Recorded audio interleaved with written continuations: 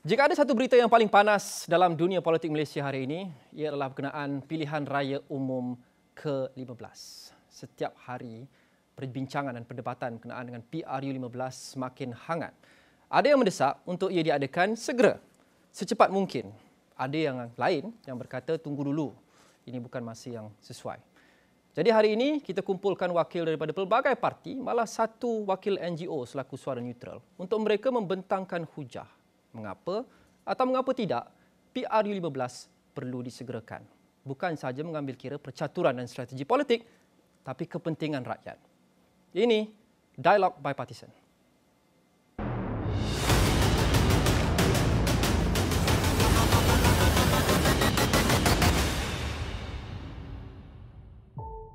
Dan hari ini saya disertai oleh 5 orang tetamu. Pertama sekali Dato' Arman Azhar Abu Hanifah adalah Senator Dewan Negara dan Ahli Majlis Kerja Tertinggi UMNO.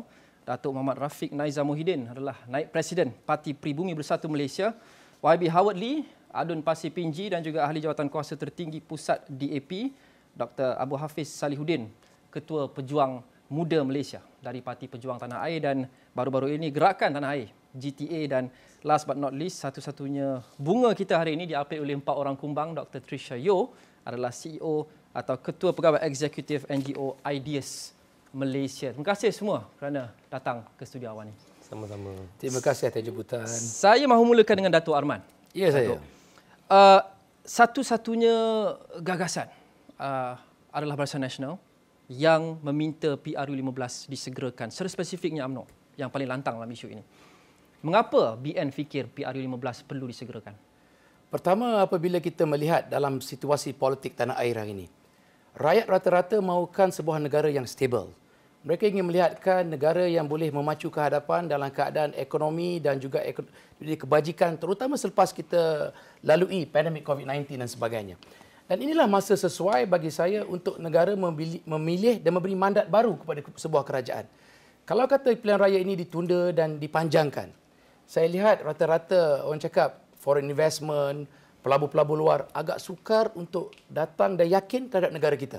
Kerana itu pentingnya untuk sebuah parti untuk meletakkan keutamaan negara kita, keutamaan rakyat kita. Sebab itu UMNO mengambil ketetapan untuk melaksanakan pilihan raya dalam masa terdekat atas dasar kepentingan rakyat, kepentingan negara dan untuk menstabilkan suhu politik tanah air. Sebab itu UMNO khususnya memikirkan jalan terbaik untuk mendapatkan sokongan dan mendapatkan keyakinan daripada negara luar adalah kembali mendapat mandat semula daripada rakyat untuk kita pastikan mana-mana parti yang ada pada hari ini diberikan mandat untuk terus mentadbir negara kita. Tapi kita lihat kebanyakan mesej yang sering disuarakan oleh pimpinan UMNO. Sebagai contoh, Presiden UMNO Datuk Seri Ahmad Zahid Hamidi hanya bulan lepas mengatakan segerakan PRU atau UMNO Barisan Nasional akan tewas.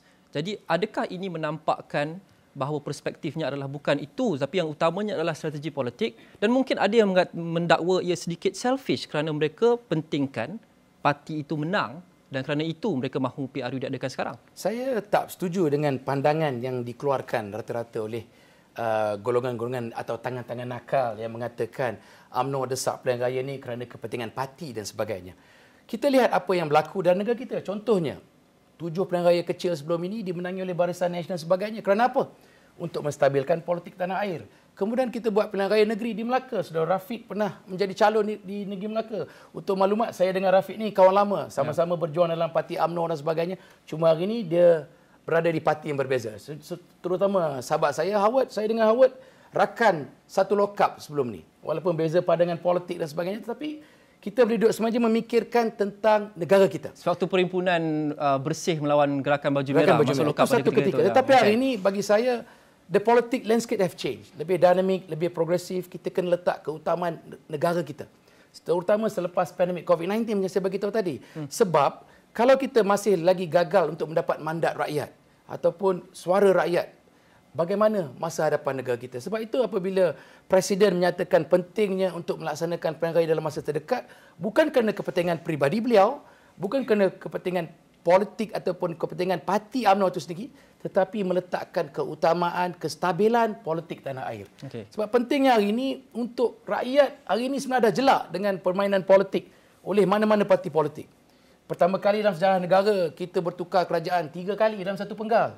Rakyat merasakan enough is enough, it's time to give back the mandate kepada rakyat. Tetapi untuk berlaku adil, pertukaran kerajaan tu banyak juga dibantu oleh UMNO sebagai contoh langkah Sheraton. Ya, langkah Sheraton itu kena tanya saudara Rafiq. Beliau salah seorang Perdana Menteri ketika itu daripada parti Bersatu.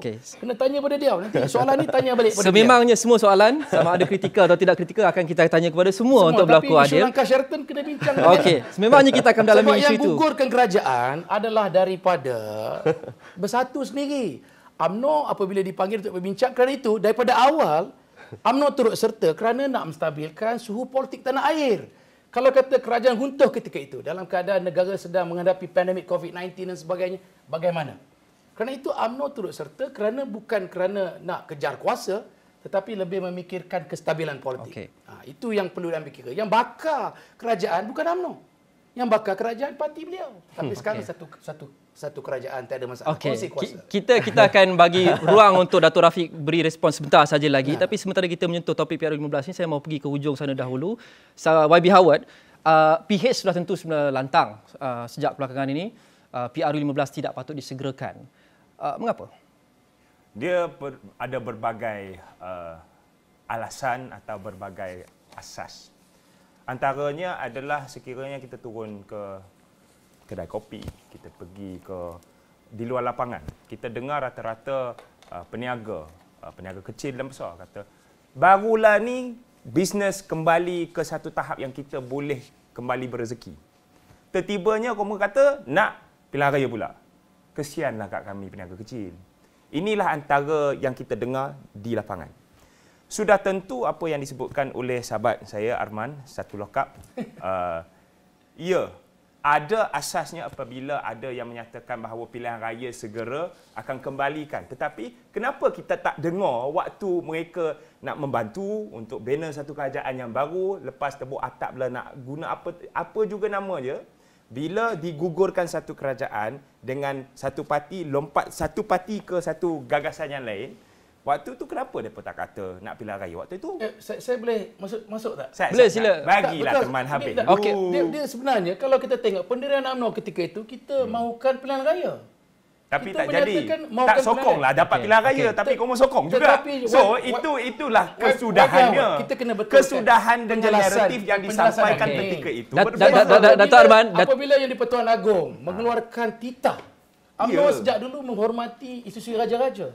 Bila titah tuanku mengatakan jangan ada pilihan raya disebabkan faktor pandemik COVID-19, tolong bincang untuk mencari jalan lain. Kerana itu UMNO berbincang untuk memastikan tidak ada masalah. Jadi isunya bukan antara isu UMNO ni. Jadi kenapa sekarang ni kena bincang, kena desak, bukan hantar dan titah mencari atau Dato' Arman, kita sudah tentu pergi ke yang di-Pertuan Agong untuk meminta, memohon. Dia ada lain panel ni. Kita Kenapa sekarang tak memohon? Kerana kita konsisten dengan pendirian kita. Kita mahu mandat diberi kepada rakyat kembali. Pada pengakhiran kesemua naratif yang kita nak lontarkan ini, kesudahan yang kita mengejarkan. Kesudahan yang dikejarkan oleh UMNO adalah pilihan raya segera yang dibawa oleh DAP dan juga Pakatan Harapan. Jadi sekarang mengapa PRU15 kestabilan ekonomi yang ada optionnya untuk dikekalkan dengan belum adanya pilihan raya dengan fixed term. Jadi sebab itu PH tak setuju PRU15 disegerakan. Mungkin pasal dia orang takut kot. Tapi bagaimana? Soalan itu pun saya akan tanya kepada semua juga. Mengapa UMNO takut kalah? Kami pula dikatakan takut kalah. Kita patut contohi Dato' Rafiq. Dia kena serang pun dia relax saja dulu, tunggu ruang untuk dia memberi respon. Dato' Rafiq sangat relax. Tapi satu soalan saya nak bagi lagi kepada YB Howard sebelum saya pergi kepada Dr. Abu Hafiz dan juga Dr. Trisha. Selama ini Pakatan Harapan banyak melabelkan kerajaan BNPN ini sebagai kerajaan yang tidak ada mandat. Itu antara label yang sering diguna pakai. Jadi sekarang mengapa tidak mahu PRU disegerakan untuk beri peluang rakyat pilih untuk beri mandat? Tidak pernah kita kata kita tak mau pilihan raya. Kita hanya kata biar penggal ini dihabiskan sepenuh-penuh 5 tahun. Supaya stability ekonomi yang kita kejarkan sekarang, yang kita perlukan sebagai satu ekonomi dan negara bangsa, boleh kita sampaikan kepada rakyat. Itu saja. Bila sampai pengakhirannya, mungkin suku 1 tahun depan atau kalaulah katakan pilihan raya dijadikan sebab bubarnya parlimen pada hujung tahun ni, kun fayakun biar sajalah. Kita lawan jugalah, tak ada masalah. Tapi apabila ada hujah-hujah kata yang kami yang lengah-lengahkan, Tak masuk akal. Kita pembangkang, nak lengah apa? Kita bukan agung, kita bukan parti, bukan Perdana Menteri, nak lengah apa? Ini saya setuju. Ha. Okey. Demo Kita Perdana bagi Menteri. peluang. Kita kan? bagi peluang kepada yang lain juga untuk berbicara. Untuk kita break sikit tension sekarang ini, kita pergi ke seorang yang neutral. Saya rasa neutral. Arman dengan saya tak pernah tension tu. Ideas perdebatan itu adalah sangat sihat. Itu yang kita alu-alukan. Okey, untuk break the tension, Dr. Trisha. Dr. Trisha adalah satu-satunya tetamu yang non-partisan di sini. Adakah PRU 15 patut disegerakan atau tidak dan mengapa? Okey, so sebelum saya jawab, terima kasih atas jemputan ini. Saya ingin mungkin menjawablah kepada usul yang dibangkit oleh kedua-dua saudara sini. Sebenarnya pada hakikatnya saya rasa kita semua mesti terima bahawa negara kita adalah berdasarkan demokrasi berparlimen. Jadi sekiranya ada apa-apa perubahan kerajaan in between elections, itu adalah satu perkara yang sah. Itu adalah perkara yang sah sebab ini pernah berlaku di negara-negara lain yang berdasarkan demokrasi berparlimen juga, di mana ahli-ahli parlimen memang mempunyai hak mereka untuk menentukan antara satu sama lain kerajaan yang ingin mereka membentukkan. Jadi kerajaan yang walaupun ada setengah daripada kita yang tidak terima langkah Sheraton dan sebagainya, tetapi di bawah undang-undang itu adalah satu kerajaan yang sah. So itu adalah satu titik yang kita semua patut menerimalah. Selagi perlembagaan kita tidak diubah suai, itu adalah kerajaan yang sah. So itulah adalah satu. Tetapi keduanya ialah, saya rasa kedua-dua saudara di sini menyatakan ataupun membangkitkan isu kestabilan ekonomi. So itu adalah sesuatu benda yang kita semua mahu. Kestabilan ekonomi, kestabilan politik untuk adanya investment, FDI dan sebagainya. Tetapi saya rasa kita tidak boleh mengaitkan perkataan kestabilan itu dengan mana-mana parti. Maksudnya kestabilan itu adalah tidak kestabilan itu bukan hak yang boleh dikuasai oleh mana-mana parti ataupun mana-mana kerajaan. Dan kestabilan itu bukan tentang PRU juga. So ini adalah satu falsafah yang baru yang saya ingin bawa di sini. Jadi PRU 15 kalau kita adakan atau kita segerakan tak semestinya ia akan mengembalikan atau meningkatkan kestabilan. So sekiranya ada PRU 15 sekarang ataupun esok, adakah kita akan mengembalikan kestabilan politik sebelum 2018, sebab kestabilan yang diingini oleh rakyat ramai mungkin adalah kestabilan di mana ada satu parti yang dominan di negara, dan sekarang ini disebabkan oleh fragmentation politik dan sebagainya, kita tidak akan pulang kepada situasi di mana ada satu parti dominan di negara kita. So itu adalah satu isu yang saya rasa kita mesti menerima. So last point ialah untuk mencapai kestabilan ekonomi dan kestabilan politik, sebenarnya apa yang kita mahu ialah institusi yang kuat. Institusi yang kuat, kerajaan dan perkhidmatan awam yang kuat, yang diberi mandat untuk menjalankan tugas-tugas mereka tanpa mengira parti-parti yang koalisi ataupun parti di kerajaan, itulah yang akan membawa kestabilan untuk ekonomi. Business sector tak peduli siapa yang menjadi kerajaan. Apa yang mereka peduli ialah adakah undang-undang akan diikuti, is there rule of law, institusi yang kuat, semua trust in institutions, itulah yang paling penting dari segi kestabilan. Ya, dan pasca PRU 15 kebarangkalian berlaku. Saya nak tanya Trisha, 2 minggu kebelakangan ni, rating kerajaan hari ini di bawah pimpinan Datuk Seri Ismail Sabri selepas kes-kes dibicarakan, adakah positif atau negatif? Rule of law, daripada sudut rule of law. Dari sudut rule of law yang memang positif. Okey, terima kasih.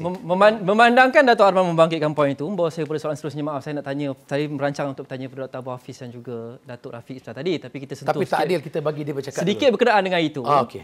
Apa respon Datuk pada kritikan bahawa UMNO nak cepatkan PRU 15 kerana ingin menyelamatkan pemimpin yang ada kes mahkamah sekarang? Ini yang dimainkan oleh pihak pembangkang. Sedangkan kita lihat bagaimana Perdana Menteri hari ini, Yang Amat Berhormat Datuk Seri Ismail Sabri Yaakob menyatakan tidak akan mengganggu ataupun mencampuri urusan hakim. Dan ini telah dibuktikan melalui kes-kes yang disebutkan. Jadi ini menunjukkan, yang menceritakan kita ingin mendesak dan sebagainya, ini hanya permainan tangan-tangan nakal untuk menjatuhkan kredibiliti adakah itu sebuah kerajaan. adakah boleh ia membawa kepada manfaat kepada Perdana Menteri untuk tidak mencampur tangan kerana ia memberikan kelebihan Kena faham, Sudah tentu. dalam keadaan hari ini, Syabas, tanya. dalam keadaan hari ini, yang penting adalah untuk kita mengangkat rule of law. Kerana hari ini kalau kita sebagai pimpinan politik tidak menghormati rule of law, apa akan jadi imej negara kita? Hari ini apabila Datuk Seri Ismail Sabri mengambil pendekatan menghormati rule of law, hari ini kita negara-negara luar melihat Malaysia dalam sudut yang berbeza. Ia tidak melihat sebuah pemimpin yang dikatakan dia akan ikut desakan dan akan ikut saja. Maka penghakiman terhadap Datuk Seri Najib itu adalah wajar dan perlu untuk kita disokong. perlu menghormati keputusan mahkamah demokrasi. Berbeza dengan apa yang Presiden UMNO katakan. Tidak, kita menghormati. Tetapi kita cuma minta disemakkan kembali judgement keputusan tersebut. Tetapi kita menghormati keputusan yang telah dikeluarkan oleh mahkamah. Dato' Arman, sekiranya BN menang, majoriti cukup dengan sendirinya pasca PRU15, adakah Barisan Nasional akan memberikan jaminan tidak berbelah bahagi, tidak akan mengganggu gugat atau memberikan sebarang tekanan secara langsung atau tidak langsung kepada kes-kes mahkamah yang melibatkan pemimpin dalam apa jua cara sekalipun selepas ini? Begitu mudah. Kita lihat apa yang berlaku hari ini. Ia menunjukkan pimpinan di bawah kerajaan keluarga Malaysia, di bawah pimpinan Datuk Seri Ismail Sabri Yaakob konsisten. Ya, apa yang berlaku sekarang kita semua sudah lihat itu terbukti. Tapi selepas ini jika BN katakan mempunyai kuasa secara mutlak, orang cakap permainan perseptif untuk menciptakan persepsi bahawa ianya akan berubah. Tapi mengenali tubuh badan Datuk Seri Ismail Sabri Yaakob, beliau seorang yang firm dengan keputusan beliau. Jikalau diberikan mandat, jikalau kata rakyat memberikan mandat kepada beliau untuk kembali menjadi Perdana Menteri, saya yakin beliau akan terus mengangkat Perdana Menteri pilihan itu adalah satu-satunya yang belum bersuara. Datuk Rafiq, kita bagi ruang sikit. Datuk Rafiq tersengih sedikit sebentar tadi. Ada sebarang perkara yang ingin ditambah atau beri respon? Yang tadi soalan yang dikemukakan oleh Lokman berkenaan dengan wajarkah PRU 15 diadakan ketika ini. Saya berpendapat bahawa kita baru beralih daripada fasa pandemik kepada endemik. Sempadan negara baru dibuka, perniagaan baru mendapat prestasi yang agak baik berbanding dengan sebelum ini. Maka itu adalah salah satu faktor yang saya nampak fokus kita ini tidak harus kepada berpolitik semata-mata. Kerana selain itu kalau kita lihat faktor pengumuman yang dibuat oleh beberapa kerajaan negeri yang menyatakan bahawa sekiranya pembubaran diadakan awal, ianya tidak akan melibatkan kerajaan-kerajaan negeri tertentu. Kita ambil contoh PAS. Dah buat kenyataan bahawa mereka tidak akan terikut-ikut dengan rentak sekiranya kerajaan pusat terbubar. Begitu juga dengan sesetengah kerajaan negeri di bawah Pakatan Harapan. Apa komplikasinya?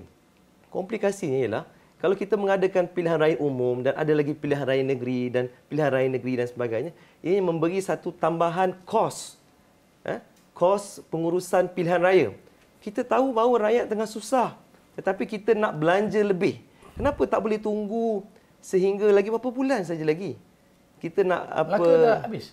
Pilihan raya negeri. Kalau kita lihat di Melaka dan Johor, dia berlaku pertambahan kos. Kalau diadakan pilihan raya negeri dan pilihan raya umum bersekali, jumlah wang yang dapat dijimatkan, wang rakyat itu jauh lebih besar. Maknanya Saudara Rafiq tidak setuju pilihan raya negeri? Saya bukan sebolehnya, sepatutnya pilihan raya bukan saja di Melaka. Di mana-mana negeri pun sepatutnya, sebagai contoh di Johor hari itu, tak ada siapa pun tarik sokongan daripada... Tetapi bukankah datang Seri Muda yang saya kata nak tekan locin? Tapi dari segi implementasinya tidak dibuat. Maknanya ada kenyataan yang dikeluarkan. Okey. Apa respon? Saya nak apa respon lagi? Silakan. Saya paling kurang bercakap kan. Boleh. Tapi ini kita berlaku adil. Sila.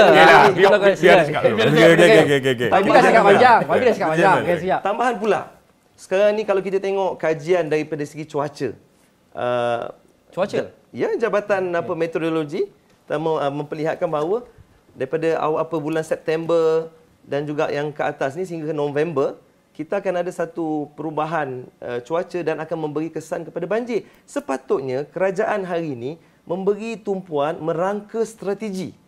Bagaimana kita nak pastikan jangan berlaku lagi senario seperti banjir yang sebelum ini yang ramai rakyat yang tidak dapat pembelaan yang sewajarnya. Di bawah Datuk Latif Ya. Datuk Latif kan? Siapa Perdana Perdana Besar? Saya jarang setuju dengan Rafiq, tapi ini saya setuju. Ya. Tapi yang jaga banjir. Boleh tak saya habiskan? Banjir. Okey, kita bagi Okey. So, apa tumpuan sekarang ni? Tumpuan sekarang ni patut kita buat strategi, merangka strategi. Bukan saja kementerian atau menteri terbabit. Kita, kerajaan secara keseluruhannya melibatkan Barisan Nasional juga. Jadi kita kena tumpu yang itu. Kenapa kita nak tumpu, nak berkempen, nak buat pilihan raya? Kita tak tahu ke rakyat tengah susah sekarang ni? Banjir akan menimpa negara kita. Okey. Sepatutnya kita buat persiapan itu. Jadi saya nak beritahu bahawa satu kenaikan kos. Dia memang tak ada siapa boleh nafikan. Arman pun tak boleh nafikan bahawa kalau kita buat pilihan raya dulu, zaman dululah masa BN stable, kita buat pilihan raya negeri dan juga PRU sekali. Memanglah kosnya jauh lebih jimat daripada kita buat pilihan raya umum, pilihan raya negeri, satu negeri. So yang ini prioriti kita apa? Nak belanja duit untuk semata-mata kerana kepentingan politik ataupun kita nak tumpu kepada rakyat? Apa respon Datuk kepada kritikan yang mengatakan bahawa Perikatan Nasional mahu membeli masa antara sebab mereka tidak mahu adakan PRU sekarang kerana mereka tidak yakin dengan kekuatan sendiri? Ya, saya fikir tak ada satu parti yang boleh mendabik dada ketika ini mengatakan bahawa dialah berada pada posisi yang terkuat untuk berhadapan dengan pilihan raya umum ke-15. Tapi UMNO nampaknya berpendirian sebegitu, betul saya Datuk ambil Arman? contoh bahawa Kata presidennya. Bos Arman, Perdana Menteri kita Datuk Seri Ismail Sabri ni berkata bahawa beliau bimbang kalau berlakunya pilihan raya akan berlakunya parlimen tergantung. Begitu juga dengan Tengku Razali Hamzah pun daripada UMNO sendiri menyatakan bahawa secara pendirian bahawa berkemungkinan besar ialah parlimen tergantung. Jadi maksudnya tadi kata apa? Dia sebenarnya ketika ini bukan soal isu Perikatan Nasional tidak yakin. Hanya kerana kita nak jadikan justifikasi apa? Johor dan Melaka. Itu tak boleh jadi satu kayu ukur. Keadaan, bagi saya habis. Keadaan di Kelantan, di Terengganu, mungkin berbeza. Kelantan, Terengganu mungkin berbeza. Di Selangor, saya tak fikir Barisan Nasional terlalu kuat. Kalau kuat, saya fikir dah berapa penggal. Dah kalah. Dan Barisan tak payahlah Nasional. bersama dengan PAS pun. Ya, jadi, saya nak beritahu kat sini bahawa kita nak kena tengok keadaan hari ini. Kalau ada satu pihak kata kerana Perikatan Nasional takut, Barisan Nasional terlalu yakin. Saya fikir kita kena tengok juga case by case basis. Ikut negeri, tengok. Mungkin di Pahang Barisan Nasional kuat. Mungkin di Selatan ada sedikit kekuatan. Tapi kalau kita lihat di Kelantan, Di Melaka? di Terengganu, di Melaka pun Arman, kalau you tengok balik satu seat by seat, banyak yang, saya ambil contoh, berapa banyak kursi yang kita kalah bawah 1,000. Maksudnya, dalam keadaan peratusan keluar mengundi 60%. Ya. Dan keadaan di Melaka hari itu tidak ada pengundi muda 18 tahun. Dibenarkan mengundi seperti di negeri lain. Jadi kita masih memberi saingan yang sengit kepada Barisan Nasional. Jadi Tapi banyak kesudahannya pun kalah sehingga- jugalah. Di Johor ada. Di No, Johor kita ada. tak boleh. Kesudahannya kalah Kita jugalah. tak boleh mengambil senario pilihan raya negeri sama dengan pilihan raya umum. Okey. Pilihan raya negeri kita nak pilih kerajaan dan juga kita nak menentukan siapa menjadi menteri besar. Okey, apa Tetapi yang- bila pilihan raya umum, kita nak menentukan kerajaan dan siapa yang mentadbir sebagai Perdana Menteri. Okey, apa yang YB Howard sebut tadi berkenaan dengan PAS tu agak menarik. Okey. Muafakat Nasional UMNO dengan PAS ni. Ya. Apa pendirian Perikatan Nasional sebenarnya berkenaan dengan Muafakat Nasional ni? Kerana okey, ini senario dia. Ya. PAS sudah tentu parti komponen PN. palang Parti Rakan Perikatan Nasional. Ya. MN. PN. Perikatan Nasional. Entah mana lah. Entah Okey. N mana. Sudah tentu Muafakat Nasional ini nampaknya agak orang cakap susah sukar untuk kita ramal. Ya. Jadi adakah mereka setuju PAS untuk foster hubungan dengan Barisan Nasional dalam Muafakat Nasional? Kalau mereka buat begitu, mereka tu siapa? Perikatan Nasional. Okey. Dan bersatu. Kerana jika mereka restu PAS dalam Muafakat Nasional, ia seolah-olah menarik kekuatan daripada Perikatan Nasional. Tapi mereka mungkin tak mahu upset PAS dan kata jangan gabung dalam Muafakat Nasional. Jadi apa pendirian sebenarnya? So Luqman, kita kena tengok balik pendirian PAS. Muafakat Nasional ini, PAS tidak mahu bukannya dalam kerangka UMNO dan PAS saja. Cuba lihat berapa kali kenyataan Tuan Guru Haji Hadi menyatakan bahawa perlu ada melibatkan parti bersatu bersama. Kalau kita nak flashback balik panjang. Ada tawaran-tawaran surat daripada Presiden UMNO dan juga Presiden PAS untuk menyertai muafakat ini. Tapi tak apalah. Itu kita letak tepi kerana UMNO dah buat ketetapan tidak mahu bersama bersatu. Tetapi saya faham sebagai pemimpin daripada Bersatu dan juga Perikatan Nasional, Bersatu faham bahawa hasrat PAS ini dia agak ideal mahu melihat penyatuan ummah. Macam mana yang kita berlaku dalam kerajaan hari inilah. Bersatu ada, UMNO ada, PAS ada. Tetapi hakikatnya kalau kita lihat sebenarnya untuk mencapai ke arah itu, kita lihat kenyataan-kenyataan pemimpin UMNO sendiri pun dah menolak PAS. Dan saya dah bercakap dengan beberapa pemimpin PAS, pemimpin kanan PAS. Dia kata bahawa dia PAS nak menyampaikan mesej bahawa kalau adalah yang bertindak tidak mahu penyatuan ummah ataupun orang Melayu ni, biarlah dilihat UMNO yang menolak. Bila sampai masanya, kalau UMNO pun sekarang kita tengok Ketua Perhubungan Kelantan UMNO, Ketua Perhubungan Kedah UMNO, Ketua Perhubungan UMNO Terengganu, semuanya dah buat kenyataan di negeri-negeri yang PAS ni. Even Datuk Seri Mahathir Khalid pun sebagai naib presiden katanya mungkin berbeza pendapat kerana orang Ismail Sabri dan sebagainya. Tetapi Datuk Seri Mahathir Khalid yang menteri pun sekarang ni buat kenyataan UMNO akan rampas daripada PAS daripada Kedah. Jadi mana mungkin kalau realitinya, walaupun itulah hasratnya Luqman, tetapi hakikatnya saya fikir, saya dah bercakap dengan banyak pemimpin PAS, mereka akui sukar dan kalau terpaksa mereka akan terus berada bersama Perikatan Nasional menentang Barisan Nasional. Datuk Arman, saya nak tanya satu soalan satu ayat. Ini macam dah jadi lantai Dewan Rakyat. Ni saya lagi confused tau daripada jawapan yang Rafiq bagi tu. Saya ni double confused. Sekarang saya tak tahu ni Pahla atau Bersatu ni yang makan 2 kolam ke renang 2 talam. Dua-dua pun saya tak tahu yang mana. mana. Bukan soal makan 2 kolam. Kita kena faham bahawa hasrat PAS ni adalah nak memperlihat bahawa ketiga-tiga parti Melayu ini bekerjasama seperti mana kerajaan ini. Tapi realitinya UMNO pun tidak menerima PAS. Dengar ni. Sabar dulu Saudara Rafiq. Walaupun baju biru luarnya tak payah buat spekulasi. Masih lagi. Tapi baju Datuk paling mahal sekali kat sini. Jadi saya nak bagi tahu ini kenyataan MN ke UMNO ke BN? Ini saya nak bagi tahu apa yang berlaku terhadap PAS baru-baru ini di Kedah. Keputusan PAS di Kedah. Keputusan PAS di Kedah, mereka masih lagi membuka pintu rundingan antara UMNO dan PAS dalam muafakat nasional. Keputusan UMNO bagaimana? Keputusan UMNO senang. Kita will go solo. Tetapi tidak menutup pintu rundingan. Okey, Datuk Arman, apa respon? Pasca pilihan raya. Ya. Itu pasca pilihan raya. Apa respon UMNO kepada kritikan yang mengatakan bahawa Muafakat Nasional ni UMNO seolah-olah habis madu sepah dibuang kerana saya tak habis soalan lagi. Kerana pada ketika itu Pakatan Harapan berkuasa, mereka ada yang mengatakan mainkan isu perpaduan Melayu Islam, isu perkauman untuk bergabung dengan PAS ketika mereka masih lemah. Tapi apabila mereka detect mereka cukup kuat, tidak lagi perlu PAS, mereka buang PAS. Apa respon? Ini yang cakap suara-suara nakal daripada orang luar lagi. Madang nakal. Sebab saya nak bagi tahu, untuk maklumat, UMNO tetap konsisten. Kita beri masa kepada PAS beberapa bulan. Sehingga akhirnya dalam politik, sebuah parti politik perlu membuat ketetapan. You nak pilih Bersatu ke, you nak pilih UMNO? There is no one way ticket.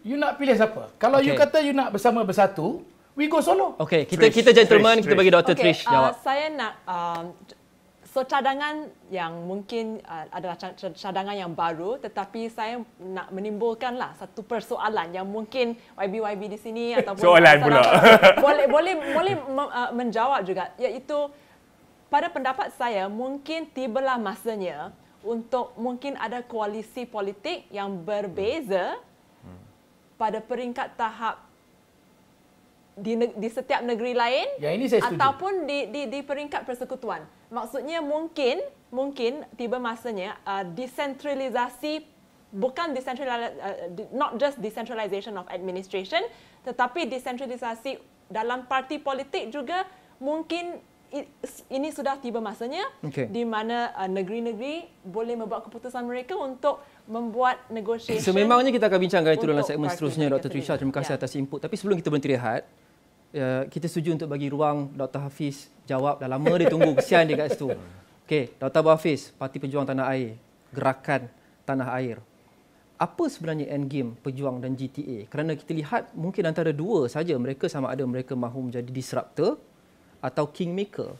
Kerana maaf cakap, nampaknya kekuatan masih lagi belum cukup untuk challenge betul-betul. Walaupun saya tahu sasar 60 kerusi, 120 kerusi dan sebagainya. Jadi apa matlamat akhir Pejuang dan GTA ini? Sebelum saya jawab pada soalan tersebut, saya ingin beritahu bahawa kadang-kadang kita sama-sama, kami berempat di sini adalah ahli politik. Kadang-kadang jawapan ataupun sebab yang kita berikan tu benda yang telah diketahui pun di kalangan rakyat ataupun para pengkaji, pemerhati politik. Cuma yang hilang di situ adalah kejujuran kita dalam menyampaikan hal tersebut. Kalau katakan tentang stability kepada sebuah kerajaan, kita tahu UMNO itu 60 tahun lebih sudah, 70 tahun lebih sudah. Kita tahu perangai UMNO itu bagaimana dan perangai parti politik itu bagaimana. Walaupun Perdana Menterinya itu daripada tetap tidak ada stability. Ya, ada daripada Bersatu, ada daripada PAS, dan sampai ke hari ini saya belum lagi yakin walaupun saya datang daripada pendidikan pengajian Islam, saya rasa ia adalah satu yang fit untuk menyatakan perpaduan ummah tersebut. Kerana apa sahaja yang dibawa dahulu tidak menjadi seperti mana yang mereka hasratkan di dalam merealisasikan langkah Sheraton tahun 2020. Okey, berbalik kepada soalan iaitu tentang Pejuang dan juga GTA. Mana-mana parti politik ditubuhkan dan bergerak masuk dalam pilihan raya untuk menang. Dan sebab itulah kenapa kami pun sebagai sebuah parti politik ingin menang. Itu yang pertama. Kedua, kami juga tidak bersetuju mengadakan pilihan raya pada ketika ini dengan berbagai alasan asal rasminya, dengan weather, dengan cuaca, bencana, termasuk juga kos yang kita akan dianggarkan hampir kepada 1 bilion untuk membuat satu pilihan raya ini secara keseluruhan. Dan itu pun kita menjangkakan bahawa peratusan itu sangat rendah. Dengan kos yang begitu maksimum, sama ada yang datang tu 50%, datang itu 60%, ataupun yang datang turn out itu 80%, kos tetap sama. Sebab mereka tak boleh mengunjurkan berapa, kalau kata 60% itu akan lebih murah, 80% akan lebih mahal. Dan Pejuang sudah tentu tidak boleh menerima Barisan Nasional dan darahnya itu, luka darahnya itu daripada dipecat dan dikhianati oleh Bersatu itu masih ada lagi. Dan Pakatan Harapan, dia ada sejarah lama antara senior-senior itu menyukarkan. Bahkan Presiden kepada Pakatan Harapan pun menggunakan perkataan yang agak berhati-hati, kan? Dia tidak. Tapi dia tak setoroh ditoreh lah. Okay. Itu membawa saya pada soalan seterusnya. Iaitu apa end game-nya? Kerana kita lihat, katakanlah pasca PR2015 ada Pejuang ataupun GTA memenangi sebilangan kerusi. Tak cukup dengan sendiri, jadi mereka mungkin perlu melihat kepada unity government. Iaitu ramai yang setuju, kemungkinan besar seperti yang Dr. Trisha sebut, kita akan ada hang parlimen selepas PR2015. Dalam senario itu, ke mana pergerakan Pejuang dan GTA atas papan catur ini? Kerana BN, Tun Dr. Mahathir tak mahu. Perikatan Nasional pun tak mahu kerana sedih dengan Tan Sri Muhyiddin Yassin yang dikatakan khianat, itu perkataannya sendiri. PH pula tak mahu Tun Dr. Mahathir. Sebelum ini mungkin ada harapan-harapan bergabung dengan entiti lebih kecil seperti MUDA dan sebagainya, tapi baru-baru ini MUDA juga dah sertai PH, jadi situ pun dah tak ada. Belum terima lagi. Belum terima. Okey, andaian selamat. Jadi apa option yang tinggal pada Pejuang? Apa end game-nya selepas PR2015? Pertama, yang saya suka untuk kita melihat daripada market ini di luar daripada parti politik. Daripada keseluruhan pengundi-pengundi itu, saya kira more than 50% adalah bukan ahli pada parti politik. Lebih kurang 72%. Ya, yang bukan ahli parti politik. Dan ini adalah market yang kita gagal untuk touch. Sebab itu, GTA tidak hanya daripada 4 parti politik, tetapi NGO dan orang perseorangan.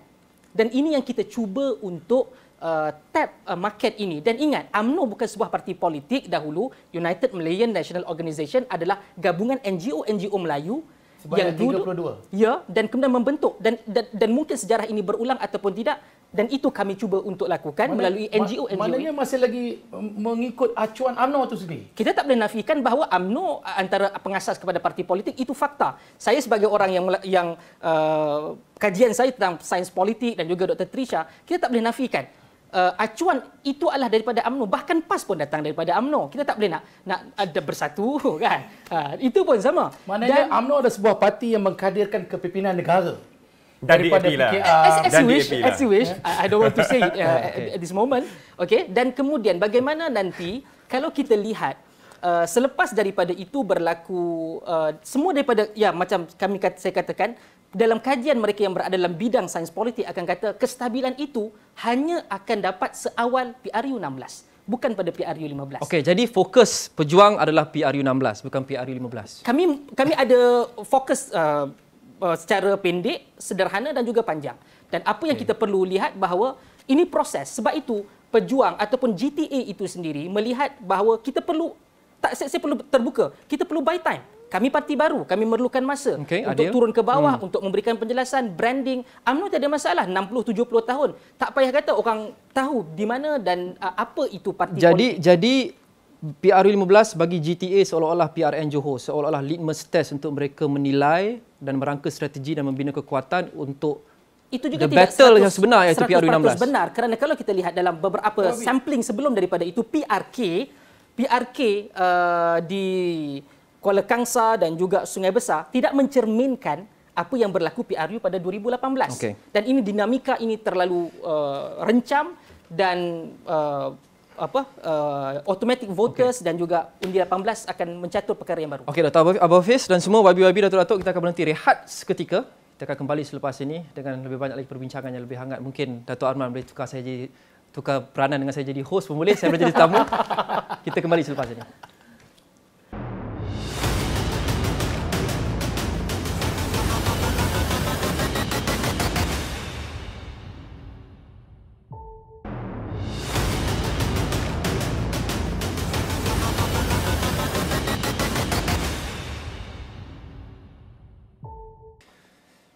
Adakah PRU 15 patut disegerakan? Itu soalan utama dan utama yang kita bincangkan dan malah debatkan pada hari ini. Saya ada 5 tetamu daripada pelbagai parti dan seorang daripada Ideas untuk memberikan insight dan juga pendapat mereka. Banyak yang kita bincang dalam segmen pertama tadi, Datuk Arman. Okey, Datuk Arman. Okey. Datuk Rafiq dan YB Howard, Dr. Abu Hafiz.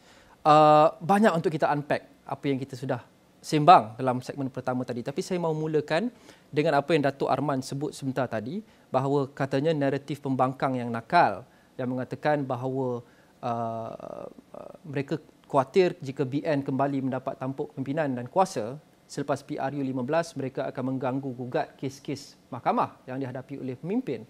Respon YB Howard?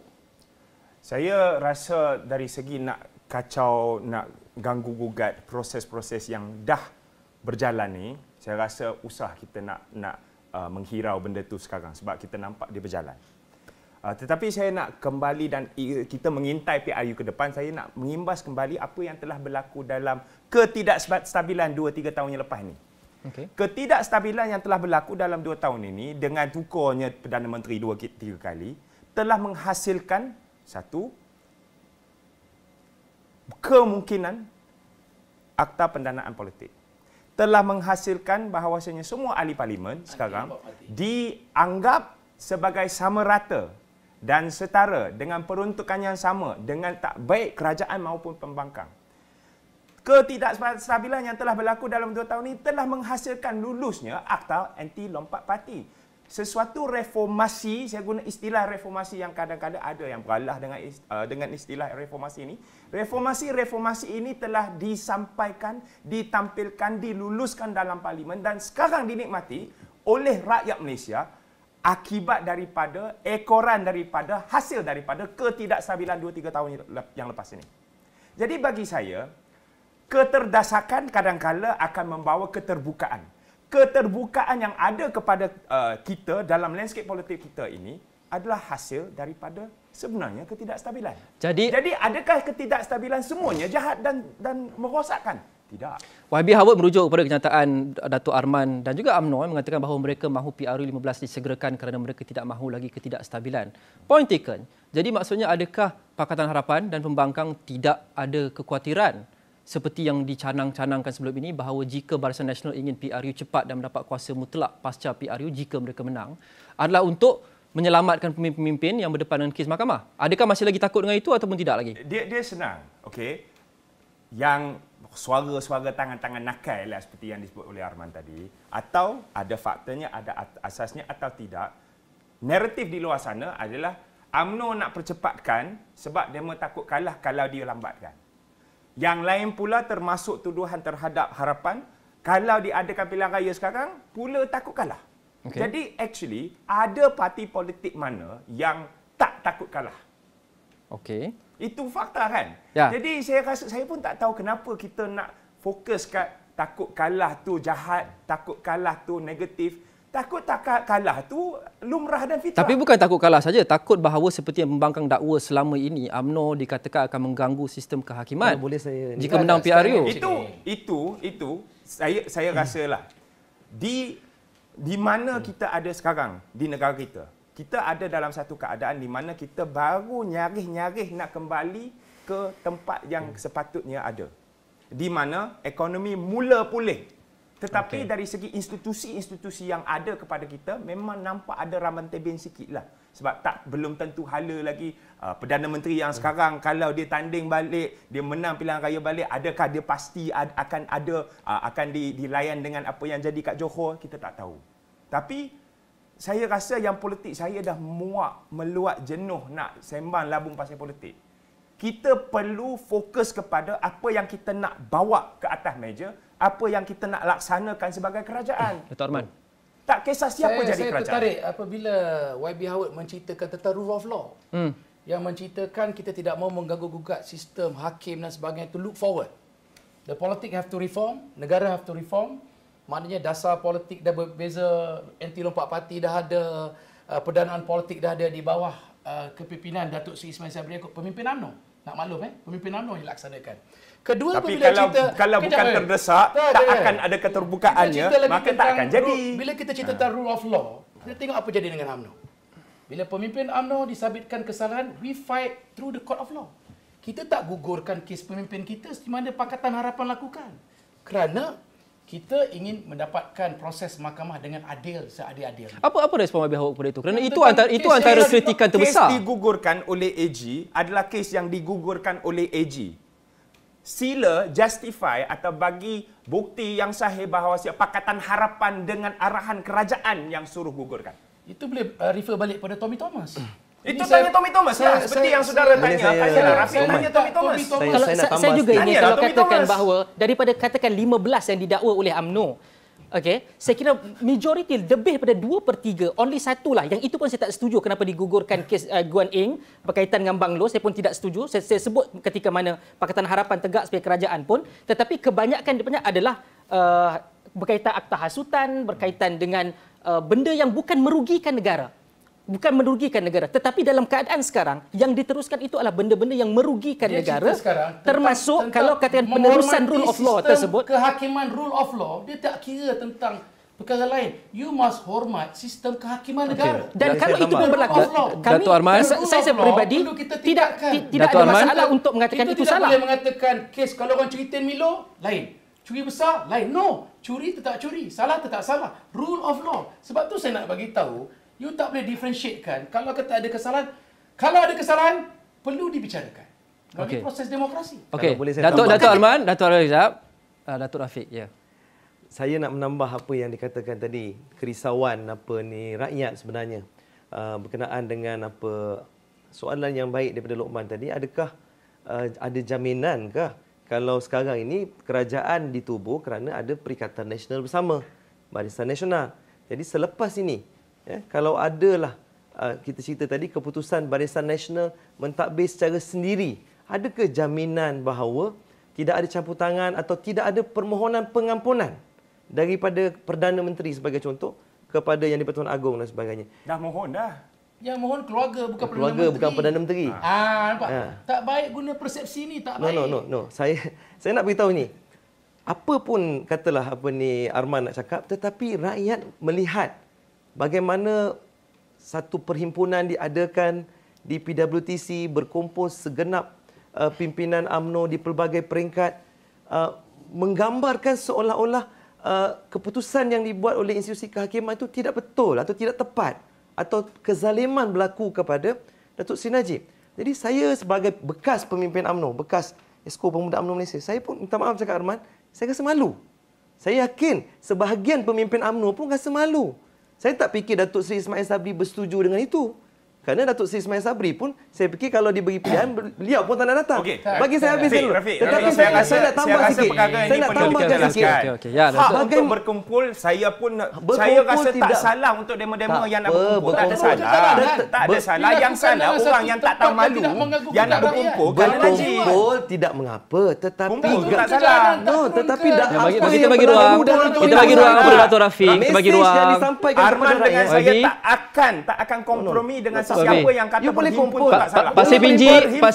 Salah. Yang tak tahu malu tu salah. Pasir Pinji, YB, Pasir Pinji, okey. Boleh habis saya fikir. Saya mengaku bahawa berhimpun tak salah.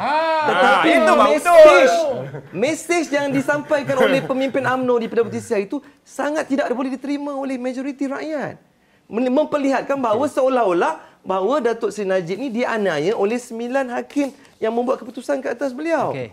Jadi saya bukan apa, sebagai saya fikir jawapan ni. sebagai bekas pemimpin UMNO, saya fikir tak semua pemimpin UMNO bersetuju dengan apa yang dibuat tu. Dan saya harap Arman dapat buat satu pendirian di sini. Tak, pendirian saya akan bagi tahu pendirian saya. Adakah setuju? Saya nak bagi tahu. Persepsi buruk. buruk. Tak, saya nak bagi tahu. Datuk Arman, okey, bagi kita boleh kita bagi dia cakap dulu. Kita bagi ruang, Sekarang okey? saya jawab. Persepsi buruk yang Saya akan jawab, saya jawab dia. persepsi buruk yang digambarkan seolah-olah institusi kehakiman membuat satu keputusan yang salah. Menganiaya Datuk Seri Najib. Dan dilaungkan pula bebas Najib.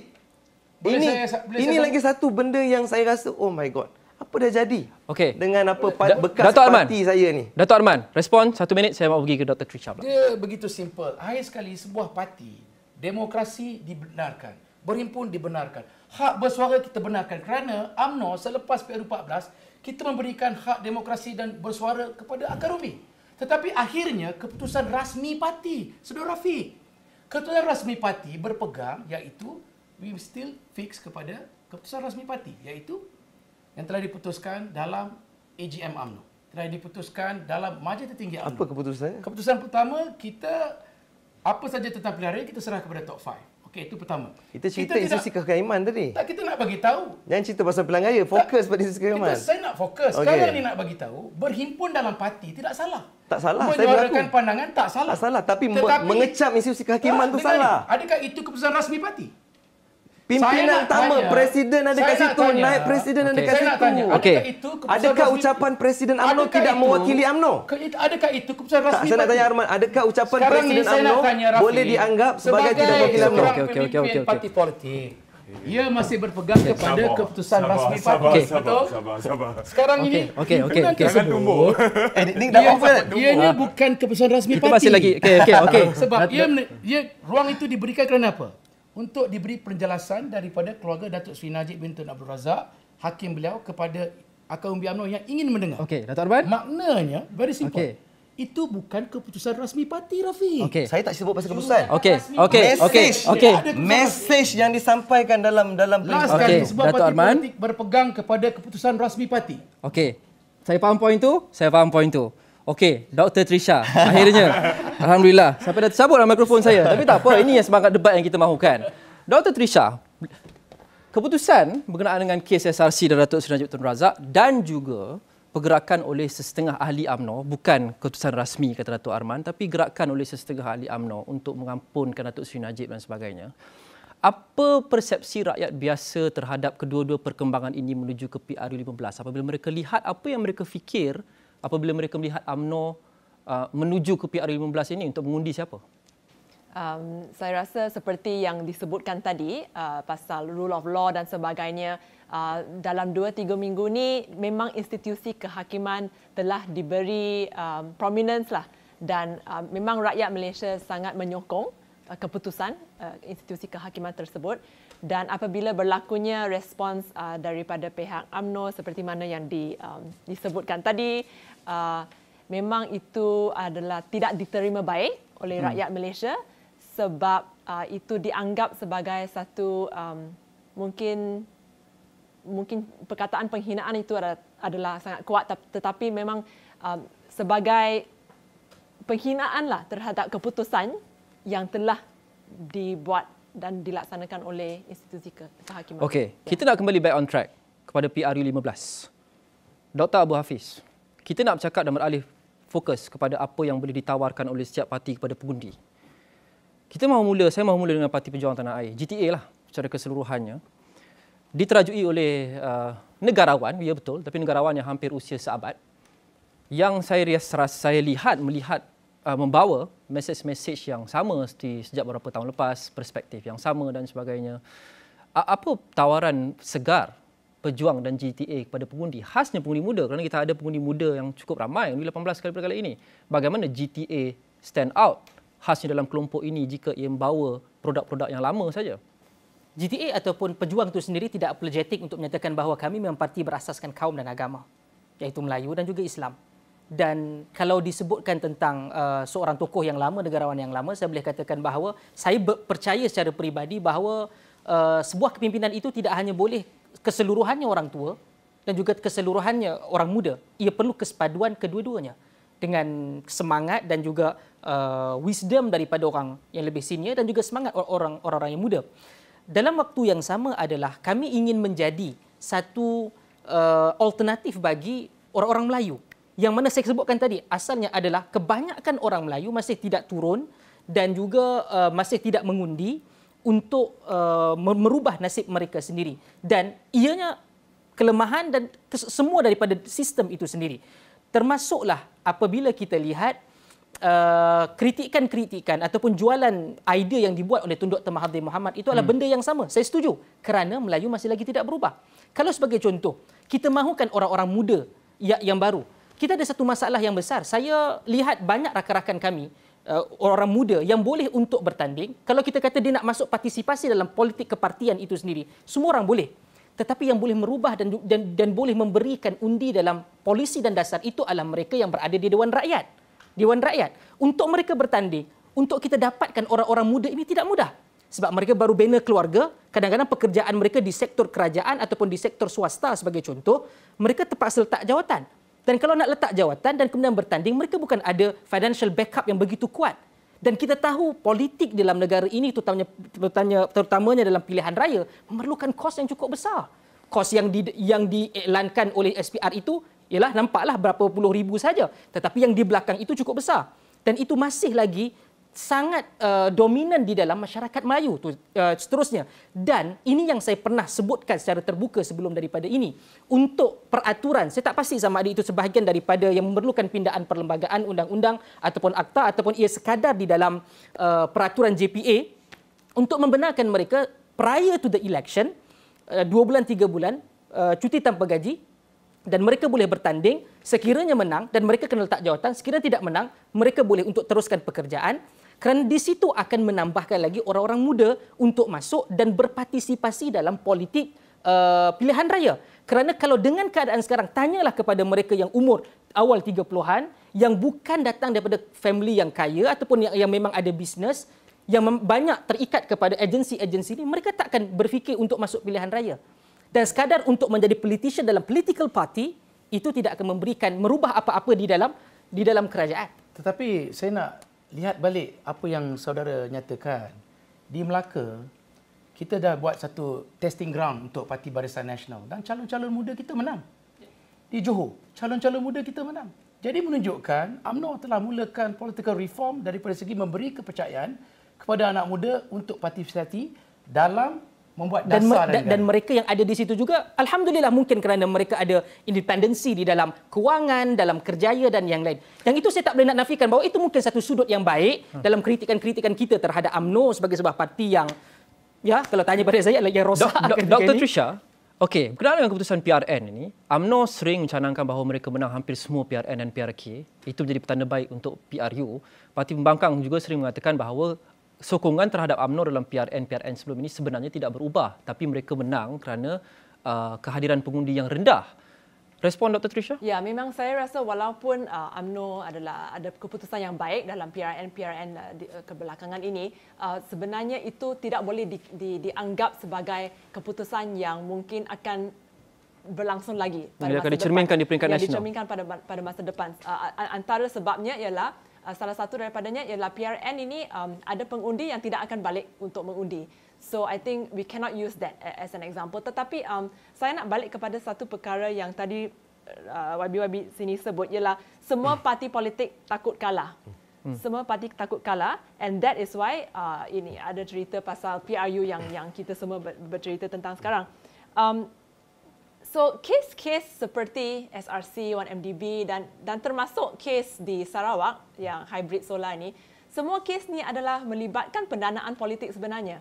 So setiap parti, kami faham parti-parti politik memerlukan dana untuk berfungsi, untuk membayar pegawai mereka, untuk membayar kempen, pejabat dan sebagainya. So itu kami dah menerima, itu adalah diperlukan.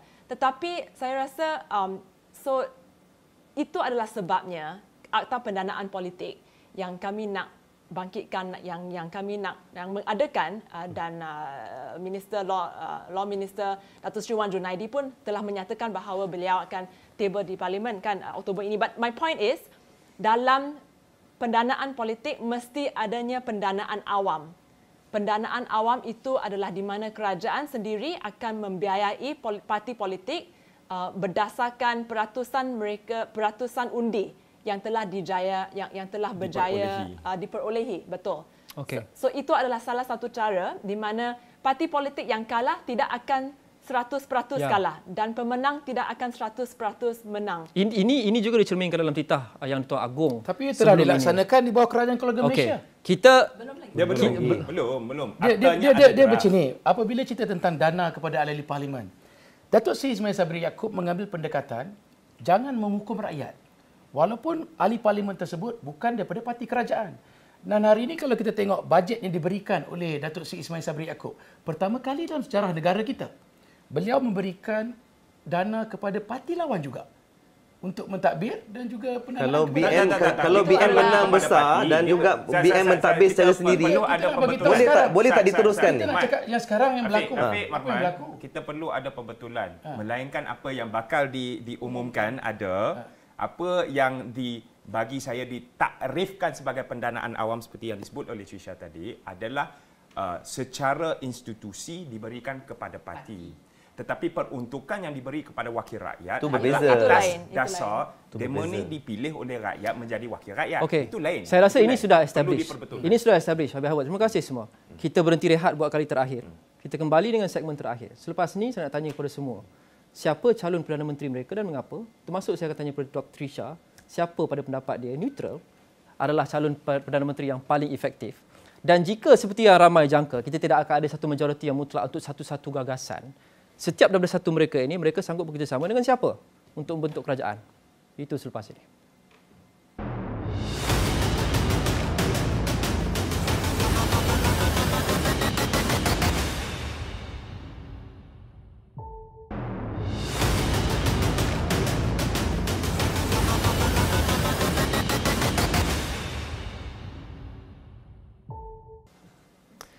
Dialog Bipartisan, fokus kita hari ini adalah PR2015, adakah patut ia disegerakan atau tidak? Kita tak tinggal banyak masa, saya mau terus saja kepada pusingan akhir. Sebelum kita bincang mengenai calon PM dan sanggup bekerjasama dengan siapa pasca PRU jika kita tak ada majoriti, kita pick up or left off sikit Dato' Arman secara ringkas seperti tadi. Kita cakap berkenaan dengan banyak inisiatif-inisiatif bipartisan, reformasi yang kita sudah ambil, Akta Anti Lompat Parti, pendanaan politik dalam jalanan dan peruntukan yang sama rata untuk semua YB kerajaan atau pembangkang. Soalan Datuk Rafiq tadi menarik. Jika BN kembali mempunyai kuasa mutlak selepas PR15 tanpa perlu bergabung dengan sesiapa, adakah semua inisiatif reformasi ini akan diteruskan?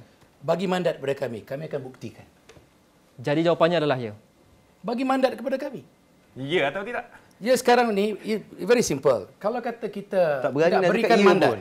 beri mandat kepada Kerajaan Barisan Nasional untuk kembali menjadi kerajaan yang stable, untuk menjadi kerajaan dominan, kita akan laksanakan reform. Hari ini kita dah buktikan the political reform kita dah buat. Daripada segi anti lompat parti dan sebagainya kita dah buat. Okay. Jadi sekarang ni bagi saya itu kepada rakyat hasil dibuat daripada rakyat dalam keadaan politik. Daripada rakyat sekarang MOU. is very simple. Tak ada MOU, Saya kamu takkan buat pun. Saya minta kepada rakyat Malaysia untuk berikan mandat kepada Barisan Okay, tak Nasional. apa. Ia Untuk lahir kita daripada buktikan. keterdesakan itu mungkin. Tapi itu in the past. Kita fokus pada future dan kita harap ia akan diteruskan oleh sesiapa saja yang berkuasa selepas ini dalam unity government maupun government solitary. Okey, balik kepada pusingan seterusnya, saya akan tanya setiap satu. Alang-alang saya tanya pada Dato' Arman. Kita tanya dulu daripada ujung dan last boleh? lagi cantik. Sebab saya rasa jawapan yang lain-lain ini mungkin straightforward. Jawapan Dato' Arman mungkin sedikit tricky. Jadi berkenaan dengan calon Perdana Menteri. Tapi tak apa, kita mulakan dengan YB Howard. Calon Perdana Menteri Pakatan Harapan sudah tentu Datuk Seri Anwar Ibrahim. Betul? Saya ingatlah straightforward. Saya tak pasti. Very straightforward. Keputusan yang telah dibuat oleh Majlis Presiden dan juga Pakatan Harapan adalah untuk terus mengangkat Datuk Seri Anwar Ibrahim sebagai calon Perdana Menteri Pakatan Harapan. Itu memang tak ada apa yang tak betul, tak ada apa-apa. Itu kita kekal dengan itu. Soalan susulan kepada semua. Selepas calon PM, mengapa calon PM itu cukup untuk mengumpul keyakinan dan meningkatkan keyakinan pengundi untuk mengundi PH? Itu yang saya nak kata. Calon Perdana Menteri sebagai agenda tunggal tidak akan cukup untuk dapat sokongan daripada sesiapa termasuk saya. Jadi bagi saya, soalan yang lebih luas yang perlu dijawabkan oleh semua anggota politik, anggota yang tak kisahlah yang nak masuk politik dalam gelanggang atau nak menjadi aktivis ke, saya nak tanya, siapa yang dapat garanti semua reformasi yang telah dihasilkan daripada ketidakstabilan sebelum ni boleh kekalkan? Okey. Soalan pertama, kalau tik, saya sokong. Kedua, pendanaan politik. Agenda pendanaan politik kalau kita selesai dalam penggai ni, habis, bagus, mantap. Tapi ia perlu diteruskan kerana dia akta. Kalau tidak akta pun, kalau apa yang ada kita sekarang, maksudnya akta itu kena dibentang dalam parlimen yang seterusnya, itu kalau dia buat, kita take. Saya setuju. Semua secara ringkas. Dr. Abu Hafiz, calon Perdana Menteri GTA dan mengapa individu itu cukup untuk menarik keyakinan pengundi? Okey, pertama GTA tidak akan menamakan Perdana Menteri dalam itu yang disebutkan, diumumkan oleh pengerusi GTA. Sekiranya memenuhi jawapan ataupun soalan tersebut, saya akan kata sudah tentu yang paling senior itu adalah Tun Dr. Mahathir. Tapi adakah itu menampakkan ketidakyakinan GTA dalam menuju ke PRU 15 ini kerana mereka tidak namakan calon PM pun? Perkara itu yang akan menyebabkan perbalahan itu dipersetujui, dan di dalam GTA sendiri kita rasa adalah untuk memberikan keyakinan kepada rakyat dan mereka mengundi, dan kita akan lihat selepas daripada itu. Okey, Datuk Rafiq secara ringkas. Calon Perikatan Nasional. Semalam kita ada mesyuarat Majlis Pimpinan Tertinggi Bersatu. Okey. Dan dalam Majlis Tinggi Bersatu kita setuju sebulat suara menamakan Yang Berhormat Tan Sri Muhyiddin Yassin. Okey. Dan hari ini malam ni ada satu Majlis Tertinggi Perikatan Nasional. So cadangan ini akan dibawa ke Majlis Tertinggi Perikatan Nasional dan keputusannya kita akan tahu selepas ini. Mengapa? Tapi secara pandangan saya sebagai pimpinan dalam Perikatan Nasional, secara peribadi saya melihat bahawa kita tidak ada calon yang lebih tepat melainkan Yang Berhormat Tan Sri Muhyiddin Yassin, kerana ketika beliau mengemudi negara kita, walaupun 18 bulan, kita turun ke akar umbi, ramai yang beritahu bahawa kerajaan Perikatan Nasional adalah kerajaan yang prihatin rakyat. Okay. Kita ada lebih 8 pakej rangsangan ekonomi nilainya lebih 500 bilion yang telah pun memberi kelegaan, membantu rakyat ketika pandemik.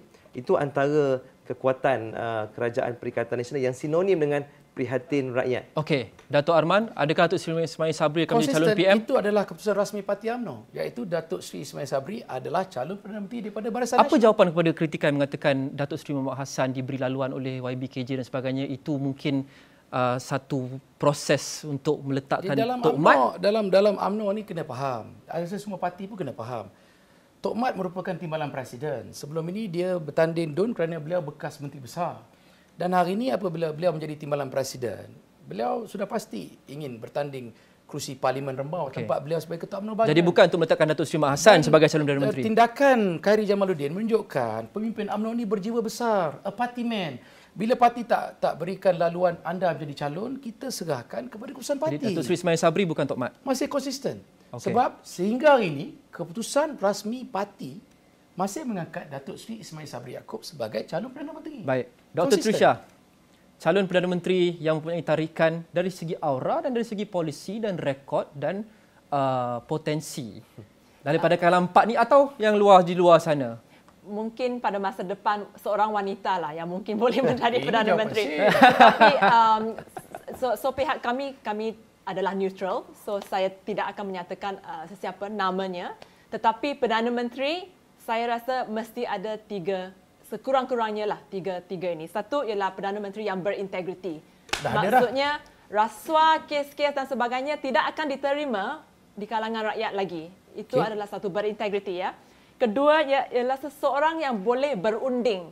Sekarang ni ialah suasana dan jangan bagi tekanan kat dia. Jangan bagi tekanan kat dia. Tiada lagi parti dominan di negara kita. Kita sudah menerima hakikat yang tersebut. Berunding, mungkin ada MOU yang baru, mungkin ada hang parlimen, mungkin akan ada situasi. Yang ketiganya ialah seorang yang berkepimpinan yang boleh mengatasi segala cabaran yang sebenarnya negara kita akan menghadapi. Cabaran ekonomi, ada kesan akibat daripada perang Rusia, Ukraine dan sebagainya. Ada banyak cabaran yang negara kita akan menghadapi dan seorang yang berasaskan dasar. So, beyond personality, tetapi seseorang yang menghormati proses dasar, yang boleh membuat debat. Saya setuju. Okey, Dato' Arman yakin di Saya situ. setuju. Okey, Saya Dato' Arman setuju yakin. dengan calon Perdana Menteri yang telah Trisha ucapkan. Dato' Berunding bukan sebab terdesak. Tak. Dato' Arman yakin, Prinsip semua itu- mesti yakin tapi rakyat akan menentukan. Prinsip Okey. itu saya setuju. Prinsip. Saya kata prinsip. Okey, bagus kalau setuju. Prinsip itu penting. Integriti, boleh berunding, yang melaksanakan dasar. Ini calon Perdana Menteri yang perlu ada. Okey, pusingan Pada calon akhir. Perdana Menteri kini. Satu soalan untuk semua juga secara ringkas. Kita ada 5 minit saja lagi. Hang Parlimen jika ia berlaku dan mungkin ada kemungkinan tinggi ia akan berlaku, PH sanggup bekerjasama dengan siapa untuk membentuk kerajaan? YB Howard. Bagi saya soalan itu tak penting. Yang penting siapa akan mengangkat care ekonomi sebagai dasar utama, sebab negara kita telah mula menjadi negara menua dan akan ada lebih ramai orang yang perlu penjaga. Adakah orang, pemimpin, parti atau kerajaan yang bakal dibentuk itu akan mengangkat itu sebagai dasar utama? Satu. Okey. Keduanya, kita tahu perubahan iklim telah menjadi sesuatu yang kita tak boleh lari. Hari-hari kita menerima dan merasakan tempias daripada perubahan iklim. Rumah runtuhlah, pokok tumbang yang meruntuhkan rumah lah. Rumah perlukan insurans. Rumah perlukan perlindungan. Rumah perlukan, orang perlu perumahan. Kalau rumah tu tak ada lindung macam mana pun. Kerajaan mana yang boleh menjamin pampasan sekiranya rumah tak ada, rumah sekiranya belum runtuh, pampasan kepada setiap rumah akibat daripada perubahan iklim ataupun perumahan kepada golongan yang paling dibutakan daripada dasar perumahan negara. Kalau UMNO dan BN boleh menjamin semua ini, DAP dan PH sanggup bekerjasama dengan UMNO dan BN untuk Sudah membentuk tentu kerajaan? dia membuka pintu untuk perundingan. Apa yang Trisha sebut. Perundingan Itu tidak hipokrasi di situ kerana menggelar ada parti perasuah dan sebagainya. Kalau demo tak ada majoriti, kalau kami tak ada majoriti, kalau demo sebelah sana pun tak ada majoriti, kita bincang. Kita perlu bincang sebab itulah pilihan rakyat. Okey. Rakyat dah buat keputusan, kesudahannya tak ada orang ada majoriti, itu ada perintah dari rakyat untuk kita berunding. Okey, Dr. Abu Hafiz, seperti yang kita bincang sebentar tadi, GTA ni seolah-olah checkmate kerana PN susah nak bekerjasama, BN, PH dan sebagainya, muda juga sudah diambil atau bakal diambil masuk dalam PH. Dalam senario itu, pejuang sanggup bekerjasama dengan siapa There is untuk no mencukupkan impossibility kerusi? there is no impossibility dalam dinamika politik. Okey? Dan keadaan kalau terdesak sebegitu, kita untuk duduk dan melihat, tetapi kita melihat mana yang paling dekat dengan prinsip kami. Tapi kalau disuruh buat pilihan secara mutlak dan tuntas itu perkara berbeza. Tapi kalau dalam keadaan ini kita akan lihat yang mana akhafud dararain, yang lebih mudarat, yang lebih ringan untuk pembentukan kerajaan ketika itu. Datuk Rafiq? Saya sependapat dengan Howard, kita tak boleh nak menafikan keputusan rakyat. Kalau keputusan rakyat menentukan bahawa tidak ada parti yang boleh membentuk kerajaan, kita kena duduk berunding. Dan sudah tentu rundingan itu memerlukan satu persetujuan kepada prinsip-prinsip yang akan dipegang oleh kerajaan selepas pembentukan kerajaan nanti. Dia bukan saja rundingan untuk menentukan calon Perdana Menteri, timbalan Perdana Menteri atau menteri. Tetapi jauh lebih penting adalah penambahbaikan yang dibuat oleh kerajaan pada masa yang selepas PRU 15 nanti. Jadi Datuk Arman tidak mustahil lah UMNO akan bekerjasama dengan DAP? Saya nak maklum, saya bersetuju dengan semua panel. Okey. Sebab keadaan politik hari ini begitu dinamik dan progresif. We are going forward. Benda utama yang perlu kita fikirkan adalah kepentingan rakyat dan kestabilan politik tanah air. Jadi no UNWA do DAP itu tidak mutlak? Sekarang ni bagi saya, rundingan perlu dijalankan. Sebab itu keputusan Itu retorik. UMNO bukan retorik. Kita kata, we go solo tetapi pintu rundingan dibuka. Okey. Maknanya, Termasuk untuk Anwar Ibrahim dan DAP? Tak ada masalah, kita bincang. Okey. Kalau saya beritahu secara terbuka, kita boleh So berbincang. kena buat AGM balik lah, pindah balik perlembagaan. Sekarang saya nak bagi tahu. Pindah balik keputusan. Saya nak bagi tahu hari ini, kita dah bagi tahu. Kita menyatakan kita akan pergi solo ke PRU 15. Tetapi pintu rundingan dibuka untuk memastikan berjaya menubuhkan kerajaan, Saudara Rafiq. Okey. Tidak perlu nak fikir-fikir Kena benda-benda pindah tu. AGM tak boleh? Kerana Keputusan hari ini, AGM tu. keputusan AGM itu tertaluk. Kena pindah lah kan? Tak perlu pindah. Tak perlu pindah. Kita perlu buat episod kedua Datuk Rafiq dengan Datuk Arman sahajalah saya rasa. Datuk Rafiq. Okey. Kita kawan baik saya. Okey, masa tahu itu. tak apa. Dr. Trisha secara ringkas. Secara ringkas, kalau ada unity government seperti kita lihat sejak 2-3 tahun yang lepas, ada banyak ideologi dan juga prioriti yang berbeza dan malah bercanggah bagaimana kita ingin mencapai itu. Tapi masih lagi ada kestabilan. Okey, pertama, saya rasa setiap parti ada task mereka sendiri di mana mereka kena convince penyokong-penyokong mereka bahawa perundingan itu adalah satu proses yang baik. Okey. Dan keduanya, apakah hasil perundingan tersebut, maksudnya apakah hasil itu can it be a good outcome? So, memastikan bahawa mungkin MOU baru dan post-election coalition, which is normal by the way, ya, di negara lain, di United Kingdom, di negara Jerman, itu adalah peristiwa yang biasa, akan menghasilkan sesuatu reformasi institusi dan sebagainya yang baik, dan mungkin apabila mereka membuat sebegitu, penyokong-penyokong juga akan menerima. Okey. Soalan terakhir. Siapa di sini yang akan bertanding kerusi parlimen dalam PRU15? Tak ada siapa boleh. Semua tak akan bertanding? Selagi tak ada watikah, kita tak berani. Semua terbuka untuk bertanding? Luqman punya soalan, siapa akan tanding kursi parlimen?